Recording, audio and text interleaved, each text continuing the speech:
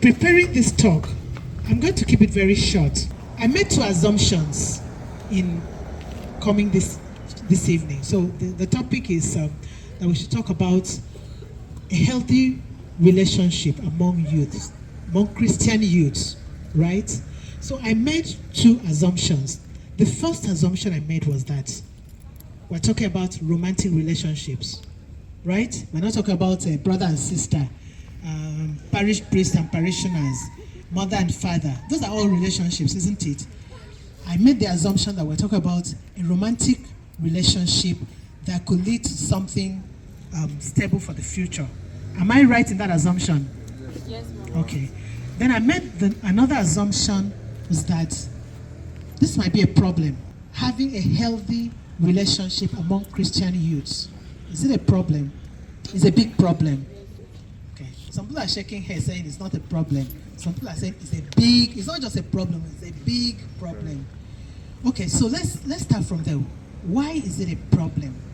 If we're all Christians, we belong to the same church, we have the same faith, why is it a problem to find a mate or a friend of the opposite sex that you can have a healthy Christian, God-fearing relationship with? In my opinion, I would say the truth is many people are dealing with a lot of trauma, and it affects the kind of relationship we have. It's a big problem in the sense that as Christians, it is written you shouldn't commit adultery until you're married. Okay. So we find that having a relationship that we can keep pure is a challenge, right? And it's not just a challenge that started today. It has always been that way. But I tell you, no matter the relationship you have, whether it's with your spouse, whether it's with your parents, your brothers or sisters in this church, there's no relationship as important and as life-defining as the relationship that can lead you to marriage. That relationship, if you don't get it right, can literally destroy you, can destroy your destiny, can destroy your fortune, can destroy so many things. If you doubt it, ask those who have gone through a divorce. Ask those who have gone through losing their spouses for one reason or the other. That's when you understand that it is the most important decision you can make in your life. Listen to me, if this is the only thing you go away with, the decision on who you marry tomorrow is the most important decision you can take in your life.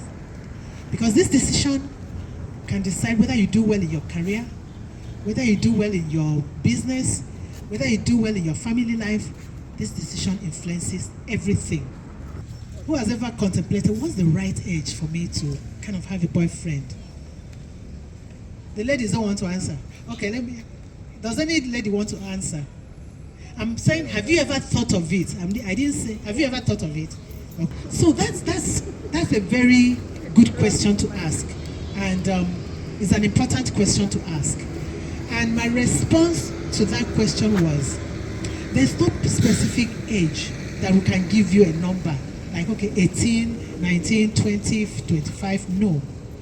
The most important thing, and the same thing goes with the guys, you should ask yourself, what's the age at which I am ready to have that relationship with the opposite sex? My answer to that is that there's no specific age. Rather, the question you should ask yourself is, who am I? What are my goals in life? What do I want for myself in future? Where am I going? What are my priorities? What are the things that are important to me? How do I want to impact the world? How many of you have ever asked yourself those questions? Really great. If you have been asking yourself that question, you're on the right path. Because until you are able to define yourself, your social identity, and understand who you are, it's very difficult for you to have a meaningful relationship with someone else. And understanding your identity is important to know that you're different things at different points in time, right? Collins here is the youth president. When he's here, he's in a position of authority. He gives the directives. He leads. But when he goes home, Collins, you live with your parents. Okay. You live alone. Are you married? No. All right. So, but assuming he was living with his parents, when he goes home, he steps into the role of what? A son. And what does a son do? Yes, daddy. Yes, sir. Right? But when he's as the youth president, so you see the same person acting in different ways, in different roles.